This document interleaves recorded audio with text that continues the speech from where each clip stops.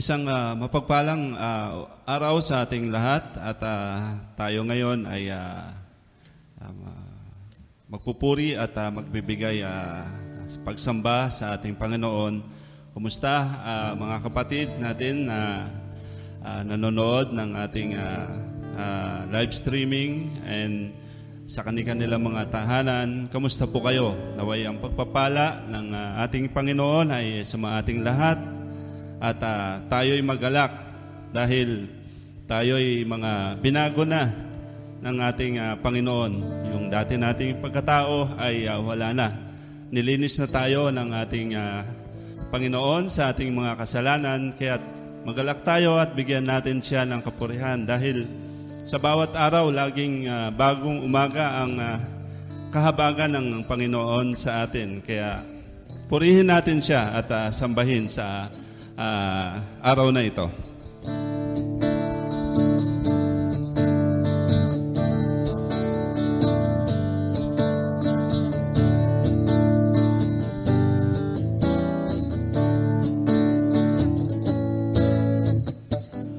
I am a new creation, no more in condemnation. Here in the grace of God I stand. My heart is overflowing, my love just keeps on growing. Here in the grace of God I stand. And I will praise you, Lord. Yes, I will praise you, Lord. I will sing of all that you have done.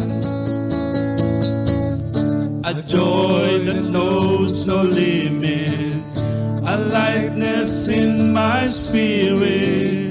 Here in the grace of God I stand. I am a new creation, no more in condemnation. Here in the grace of God I stand.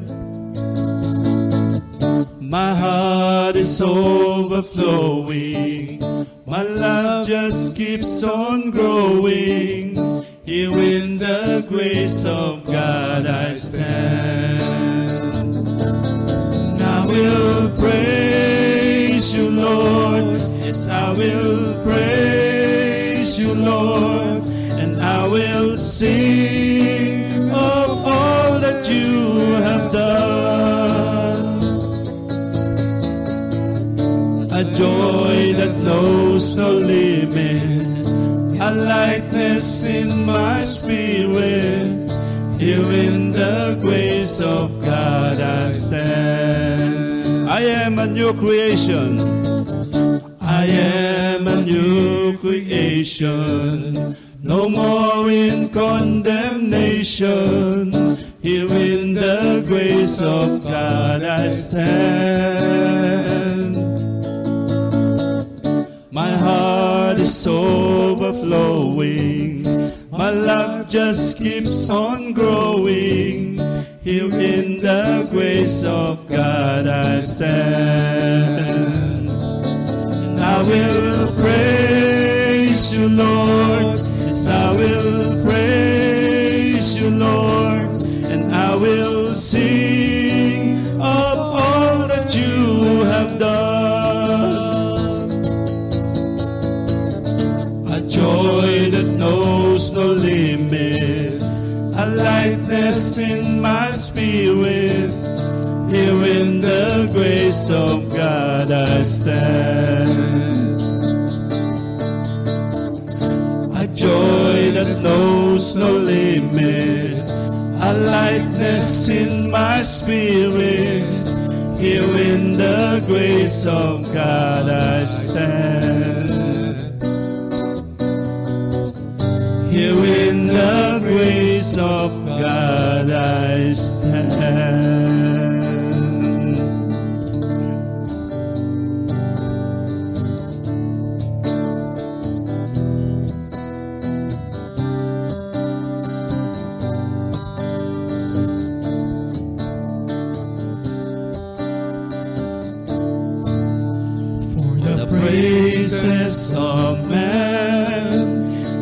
will never ever stand. For the kingdoms of this world I'll never give my heart away or shout my praise, my allegiance and devotion, my heart desire and all emotion. Go to serve the man who died upon that tree. Only a God like you could be worthy of my praise, all my hope and faith. To only a King of all kings do I bow my knee and sing, give my everything. To only my Maker, my Father, my Savior, Redeemer, Restorer, Rebuilder, Rewarder. To only a God like you do I give my praise.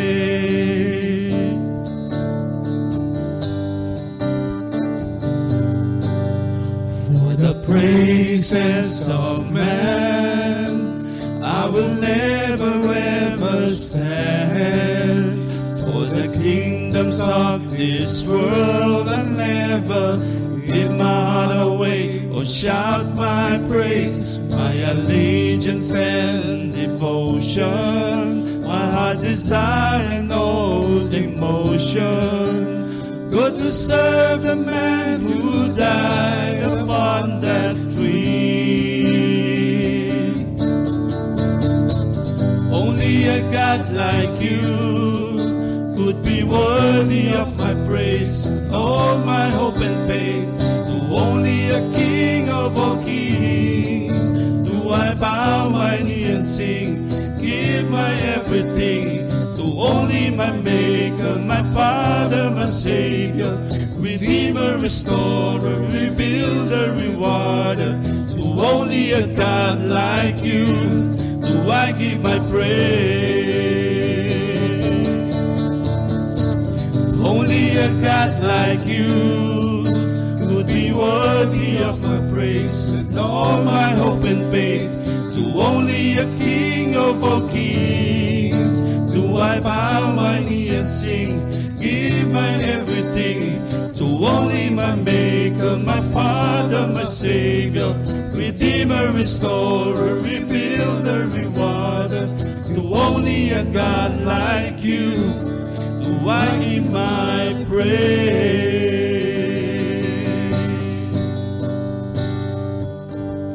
Yes, O Lord, sa iyo kami ay magbibigay ng kapurihan dahil ikaw ang aming Maker, aming Ama, aming tagapagligtas, at sa iyo kami ay sasamba patuloy, Panginoon. You are the light of this world, O Lord God. And here we are to worship you, Father God.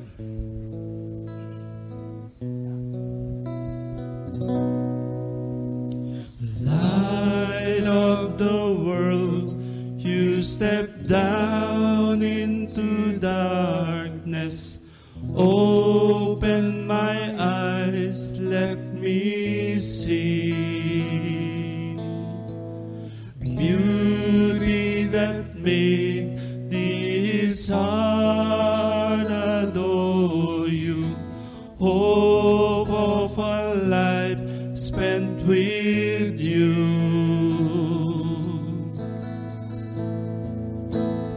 Here I am to worship, here I am to bow down, here I am to say that you're my God. You're altogether lovely, altogether worthy, altogether wonderful to me.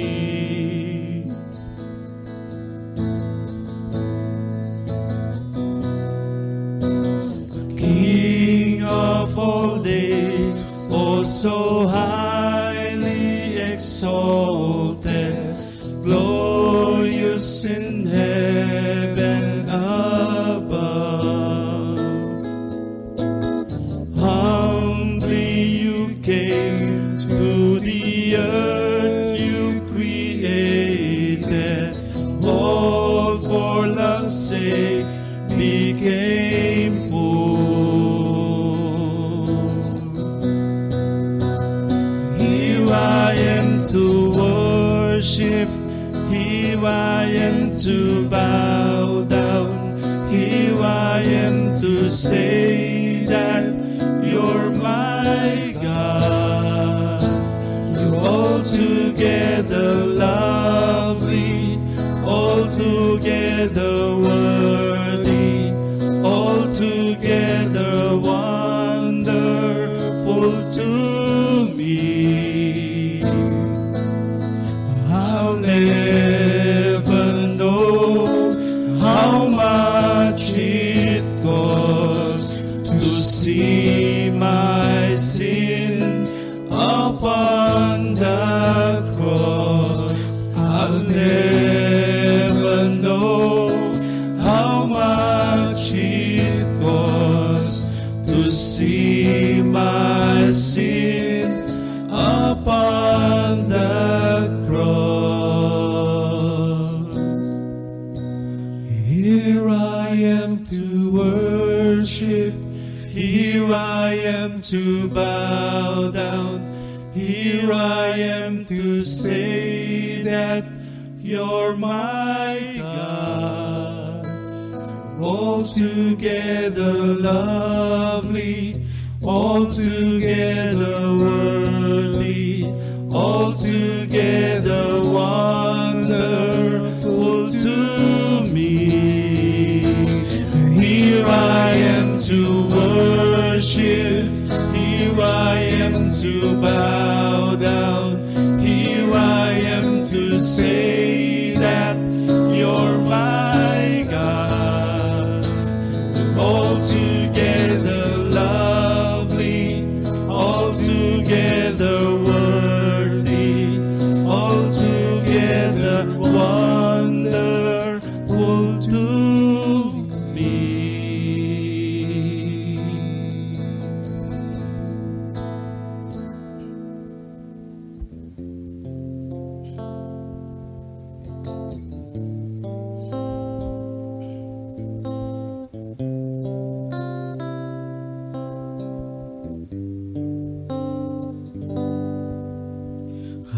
Hide me now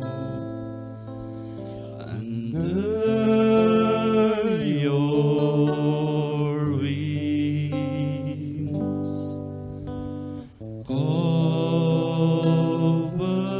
Cover me within your mighty hand.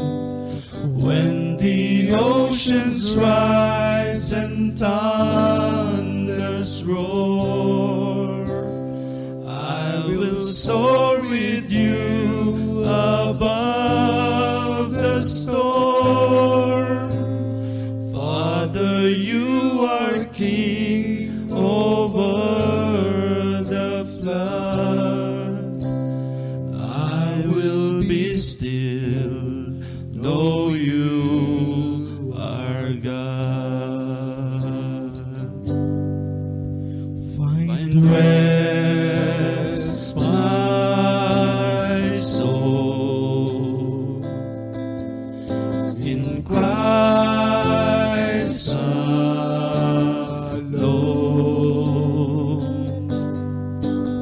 Know His power in quietness and trust. When the oceans rise and thunders roar, I will soar with you above the storm. Father, you are King over the flood.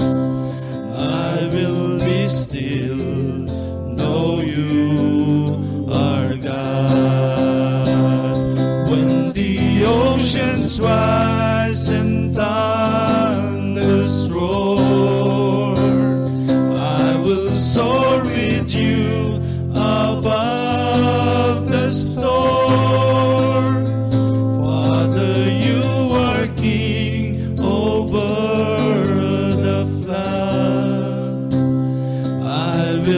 be still, know you are God. And I will be still, know you are God.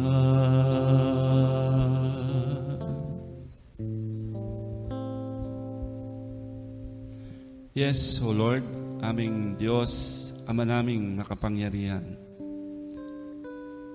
Ang siyang humubog sa amin, ang siyang nagtubos at naglinis ng aming mga kasalanan. Kami po ay nagpapasalamat sa iyo. Ikaw ay napakabuti at matapat sa amin. Salamat po sa kapayapaan na ibinibigay niyo po sa amin sa bawat araw, sa kabila ng nangyayari sa aming kapaligiran. Nariyan, O Diyos, aming Ama, ang kapayapaang nagmumula, Panginoon, sa iyo. Patuloy po nawa namin itong maramdaman, maranasan sa aming mga buhay, sa araw-araw na aming ginagawa, sa aming tahanan, sa aming kapaligiran, sa aming mga trabaho, sa aming kapitbahay, mga kaibigan, mga nakakasalamuha. Lord, naway taglay namin ang kapanatagan at kapayapaang nagmumula, Panginoon, sa iyo. Panginoon, batid niyo po ang nangyayari sa aming bansa. Patuloy na tumataas at patuloy na hindi na babawasan ng bilang ng pagkakaroon ng COVID ng aming mga kababayan at ang aming iba naming mamamayan, Panginoon. Dalangin namin, Panginoon, sa iyo na patuloy na kumilos ang iyong kapangyarihan sa kalagitnaan ng aming pamahalaan, ng aming bansa, Panginoon. Patuloy na turuan mo po, O Diyos, ang aming mga mamamayan na sumunod sa anumang pinag-uutos ng aming pamahalaan. Winika niyo po sa inyong salita, O Diyos, na anuman ang kapamahalaan dito sa lupa ay siyang kapamahalaan din po ninyo, Panginoon. Dalangin namin, O Panginoon, matuto kaming sumunod sa pinag-uutos o ng aming pamahalaan na stay safe, manatili sa aming tahanan at magpabakuna, mga dapat na magpabakuna upang magkaroon ng makaiwas sa anumang virus na lumalaganap katulad nga po, O Diyos, ng COVID-19 and even the Delta variant, O Lord God. Panginoon, aming dalangin na aming mga kapatid, ang aming mga kapatid sa pananampalataya ay patuloy niyo rin po silang ingatan, Panginoon, ang kanilang mga pamilya, ang iyong probisyon, O Panginoon, ang mapasa kanila, at ang inyong kapayapaan, O Panginoon God, ang iyong gabay at ang iyong patnubay at ang inyong banal na Espiritu, O Panginoon, ang sa kanila ay kumalinga, Panginoon. Patatagin po ninyo, O Panginoon, ang kanilang pananampalataya at pagtitiwala sa iyo. At tanging ikaw lamang, O Panginoon, ang magbibigay ng kaayusan at magbibigay ng kasiguruhan sa buhay sa kabila ng mga pangyayaring ito sa aming kapaligiran. Ikaw ang aming kapayapaan, O Lord God. Salamat po, O Panginoon, at sa mga darating na panahon ay dalangin namin ang aming pamahalaan ay talagang makagawa ng mga kaparaanan para makatulong sa aming mga mamamayan, sa aming mga kababayan, Panginoon, O Lord God. Dalangin namin ang mga aming mga pinuno ng bansang ito, O Panginoon, ay sila'y katagpuin po ninyo at sila'y hipuin po ninyo, O Lord God, na talagang maglingkod at kumilos ng mayroong pagsisilbi, Panginoon, sa aming bayan, paglilingkod sa aming kapwa, sa kanilang mga nasasakupan, paglilingkod ng mayroong katapatan, paglilingkod ng mayroong kalinisan at kaayusan, Panginoon, O Lord God. We pray, O Lord, na talagang matapos nawa po, O Diyos, ang pandemya na ito, O Lord God. Marami na pong mga nalulungkot, but yet, O Lord God, dalangin namin na Ikaw po ang mag-aliw sa kanila. Maraming mga may naapektuhang pamumuhay, negosyo, at lalo na po sa mga naapektuhan ng talagang COVID-19 na nagdalamhati at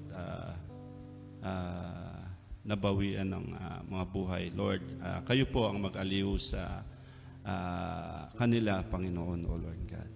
And we even pray, O Lord God, our church, Panginoon, our leaders, ang dalangin namin, Panginoon, na patuloy ka na magpatatag sa aming mga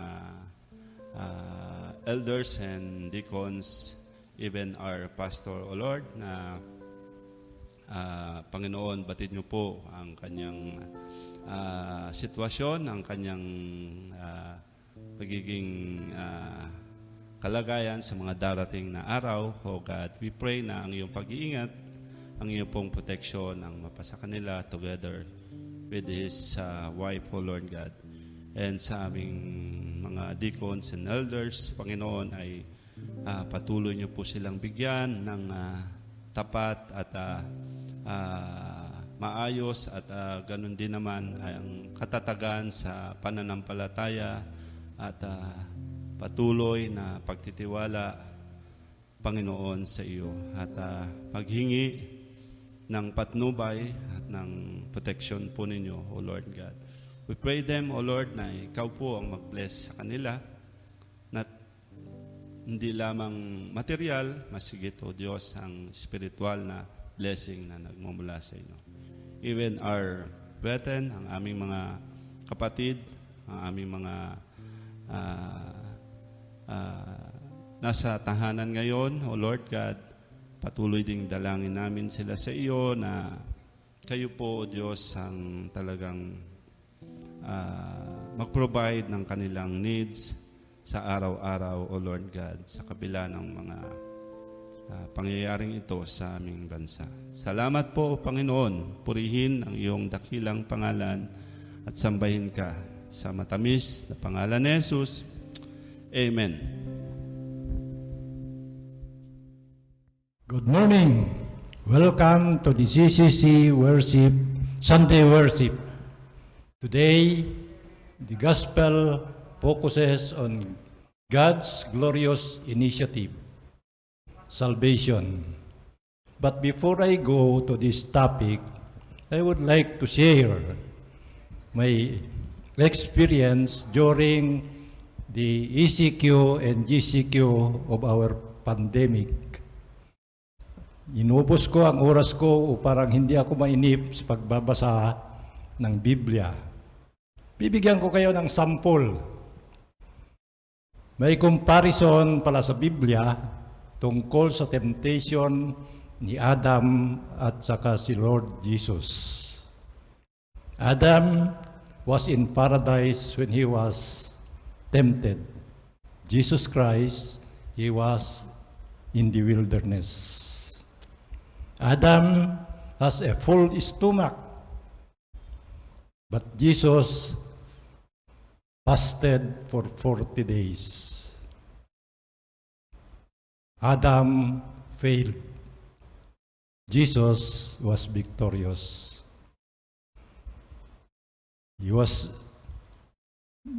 Adam failed because he disobeyed God. Christ obeyed God. That is some example of what I have read in the Bible. Another one that amazed me is, uso na pala noon sa Biblia ang password. Di ba yung password ay bago ka pumasok sa isang grupo, kailangan mayroon kang password. nung labanan ng mga Ephraimites at saka Gileadites upang mahalata ang mga Ephraimites, mga Gilead, pinauso nila ang password na Sibulay. Pero ang mga Ephraimites ay nabisto dahil hindi nila ma-pronounce yung H sa Sibulay. Kaya holy lahat ng mga Ephraimites sa Gilead. But one of the most interesting things that I have read on the Bible is the parallelism of the life of Apostle Peter and Paul. Well, alam na natin na si Paul ay fisherman, si Paul ay highly educated Pharisee.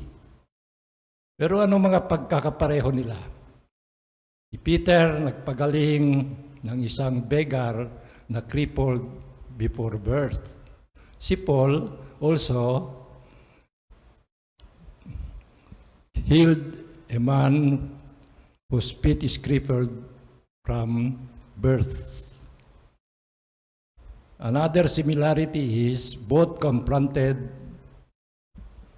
an evil sorcerer. Both performed a flurry of miracles. Ito sa miracles, iisa kanilang ginawa, pero ang paraan ni Peter ay siya ay nakapaggamot dahil lang sa kanyang anino. Si Paul ay nakapaggamot sa pamagitan ng handkerchief at saka apron. Yun ang mga nabasa ko na sa paglipas ng oras, ako'y hindi na inip kahit nandun lang ako sa bahay during pandemic. Hindi kung gusto nyong dagdag, siyempre mahilig kasi ako magbigay ng joke, inipon ko yung mga jokes ko na sineshare ko, nakaipon ako. Kung gusto ninyo, bibigyan ko kayo ng sample ng bagong joke sa pandemic. Ito ay sa edukasyon. Ang sa education, nagkaroon ng hybrid na pagtuturo.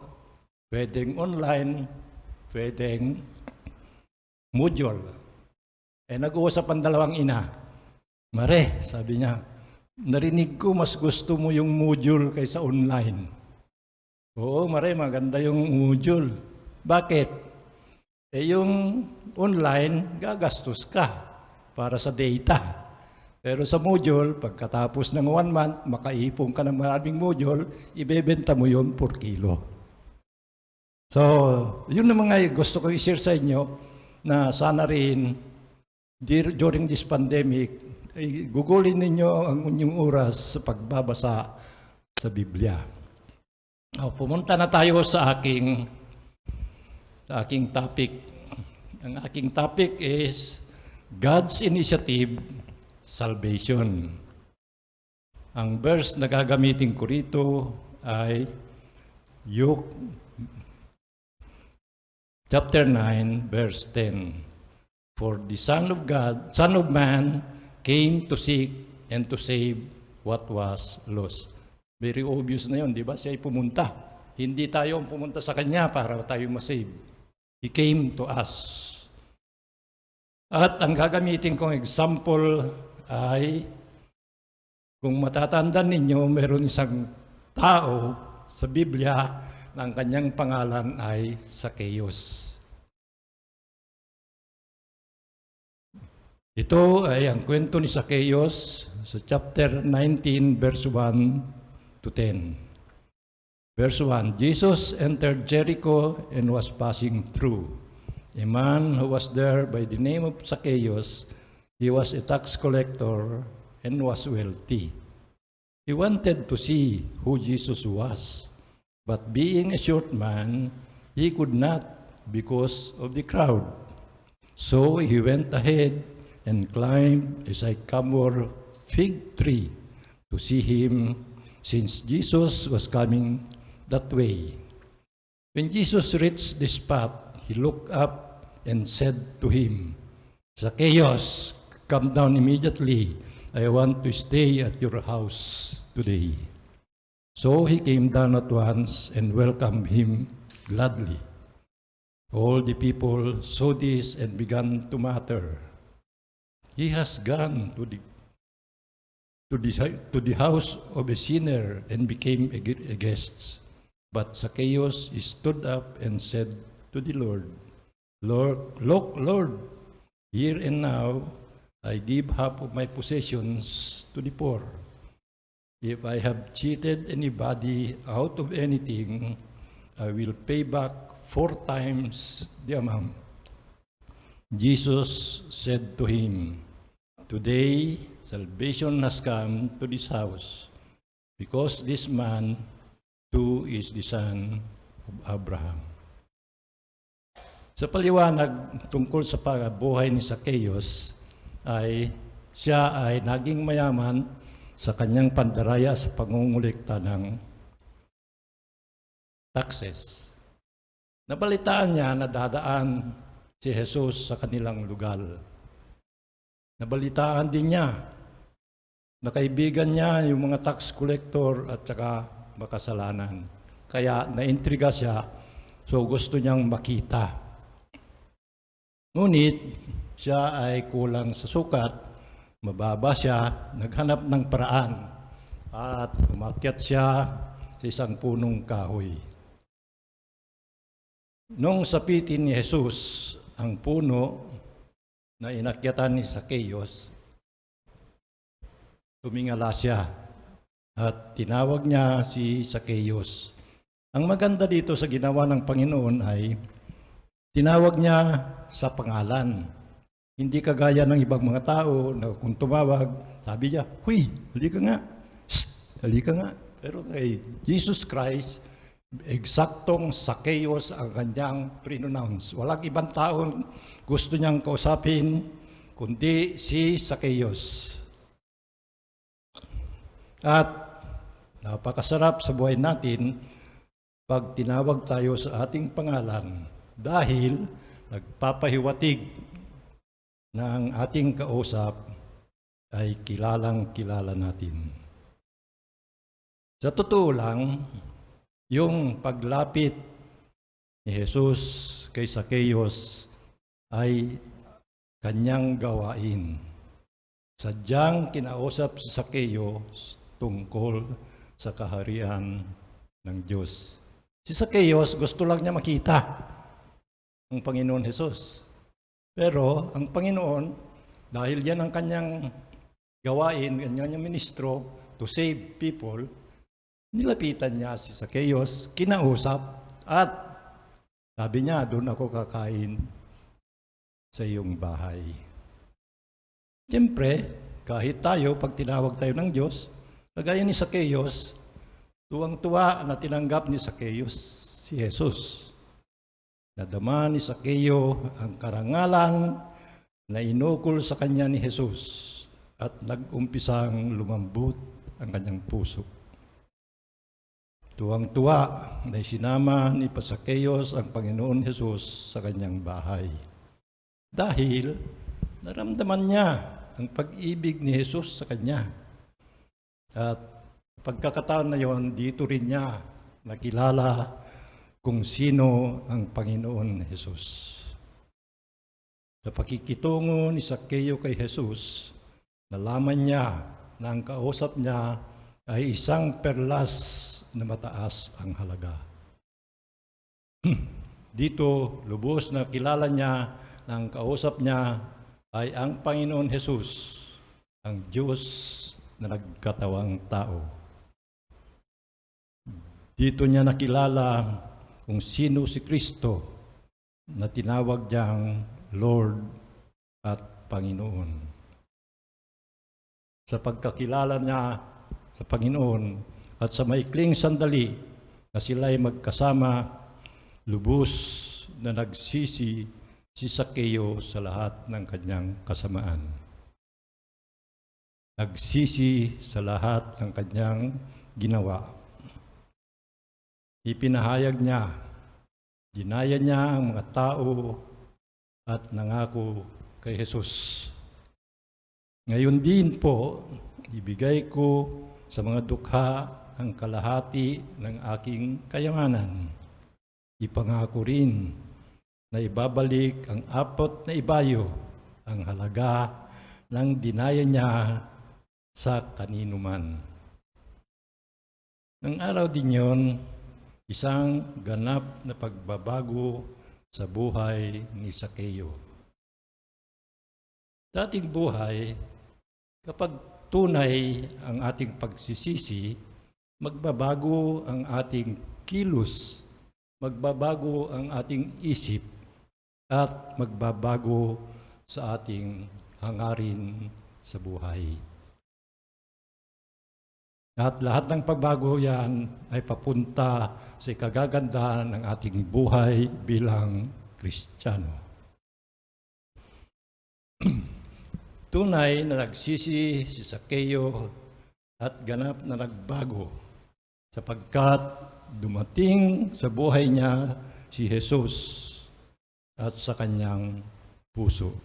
Sana ganun din tayo bilang mga mananampalataya o mga anak ng Diyos na tanggapin natin ang ating Panginoon sa aking buhay at sa aking puso. Sa verse 9, nang marinig ni Jesus ang pahayag ng pagsisisi ni Sakeo, Jesus said to him, "Today, salvation has come to this house, because this man too is a son of Abraham." Dumating ngayon sa bahay na ito ang kaligtasan. Nakawala si Zacchaeus sa kasalanan at dahil sa kanyang pagsisisi, ibinaling niya ang kanyang buhay sa pananampalataya kay Panginoon Hesukristo. Ngayon ay ligtas na siya. Balikan natin yung aking ginamit na verse sa Luke chapter 19, verse 10. For the Son of Man came to seek and to save what was lost. Yun ang naging misyon niya. Hindi lang napadako si Jesus sa Jericho. Talagang sadya niyang kausapin si Sakeo at bigyan siya ng pagkakataon na maligtas. Kaya't ang ating topic ay God's gracious initiative. Initiative niya yun hindi si Sakeo. Si Sakeo kasi gusto lang niya makita na intriga siya. Bakit naging kaibigan niya maniningil? Pero pagdating kay Jesus, sinadya niya, sabi niya, "Oy, Zacchaeus, bumaba ka dyan at tayo mag-usap at sa bahay mo tayo kakain." Oh. From then on, nakaramdam na si Zacchaeus ng pagmamahal at nagsisi na siya at marami na siyang sinabing pangako sa Panginoon Diyos. Ito ang dahilan na si Panginoon Jesus ay naparito sa mundo. Ito ang dahilan kaya siya ay nagtungo sa tahanan ni Zacchaeus, ang maniningil ng buwis. Ito ang dahilan ng Panginoon Jesus ay naparito sa mundo upang hanapin ang mga nawawalang makasalanan upang iligtas. Bumaling tayo sa ibang bahagi ng Biblia na kung halos pareho rin ng pangyayari. Sa Marcos chapter 2 verse 14, may tinawag din siyang maniningil ng buwis, si Panginoon Jesus. Ganito ang takbo ng verse. Pagkatapos ito, nagpatuloy si Jesus sa kanyang paglalakad at nakita niyang nakaupo sa paningilan ng buwis si Levi, ang anak ng Alpeo. Sinabi sa kanya ni Jesus, "Sumunod ka sa akin." Pagkarinig ni Levi, tumayo naman si Levi at sumunod naman sa kanya. Dali-daling iniwan ni Levi ang kanyang kayamanan at sumunod kay Jesus. Ang kwento ni Levi at ni Zacchaeus ay kwento ng kapagbibigay ng inspirasyon o ehemplo para sa atin lahat. Si Levi ay siya din si Mateo na sumulat ng Ebanghelyo na siyang unang aklat ng magandang balita sa bagong tipan. Si Mateo ay isa na ngayon sa mga apostol ni Panginoon Jesus. Ukol naman kay Sakeo, may nabasa akong aklat, A Walk with Jesus, na sinulat ni R.C. Sproul. Ang pangalan na Sakeo ay bihirang nagamit sa Biblia. Pero si Sproul, isang marunong na manunulat tungkol sa Biblia, nabanggit niya na si Sakeo ay lumago sa pananampalataya at naglingkod sa Diyos. The little man left the lucrative money-changing tables and became an spiritual leader.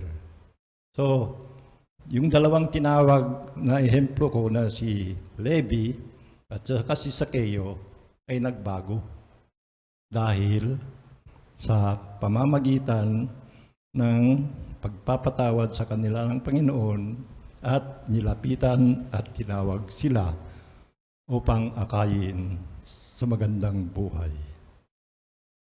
Mga kapatid, dito natin mapansin na si Jesus ay may kapangyarihan na baguhin ang buhay ng isang tao.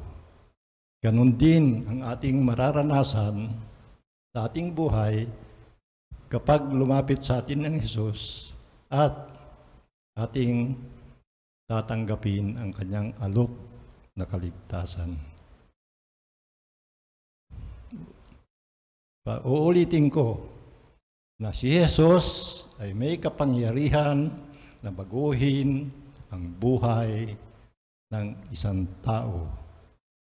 Lamang kung ikaw ay tumanggap sa Kanya at makikinig sa Kanyang magandang balita.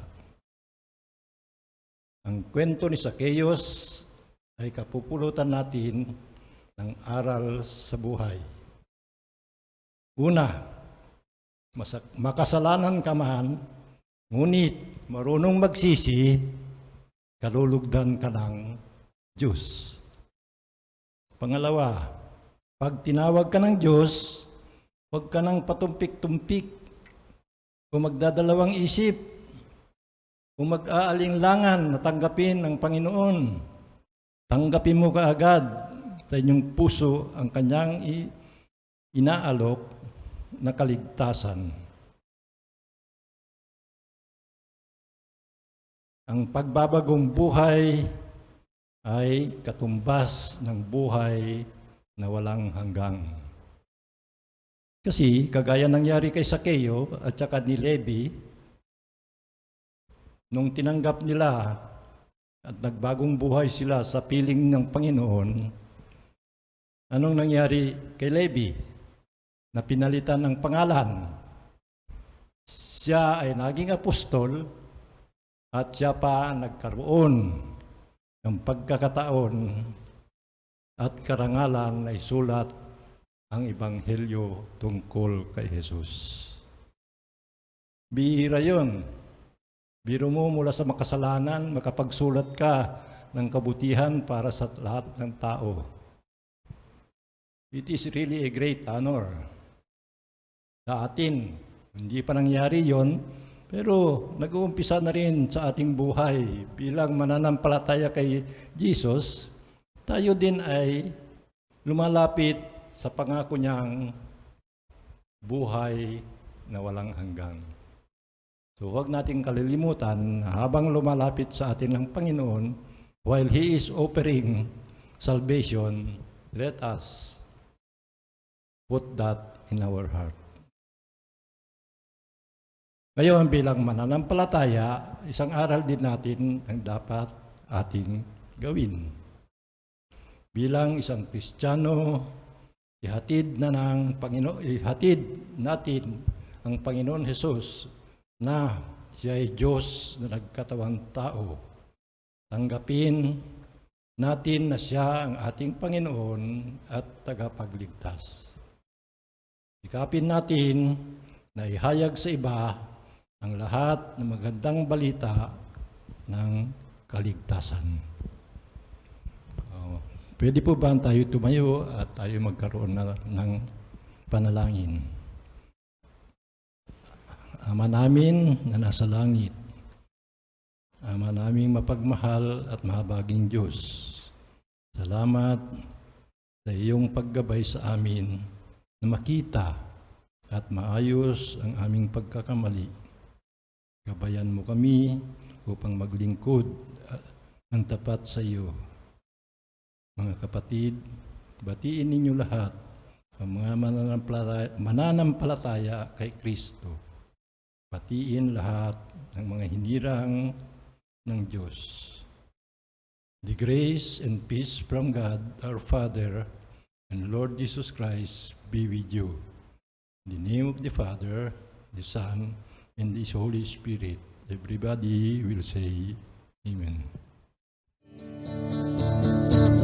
Only a God like you could be worthy of my praise and all my hope and faith. To only a King of all kings do I bow my knee and sing, give my everything. To only my Maker, my Father, my Savior, Redeemer, Restorer, Rebuilder, Rewarder. To only a God like you do I give my praise.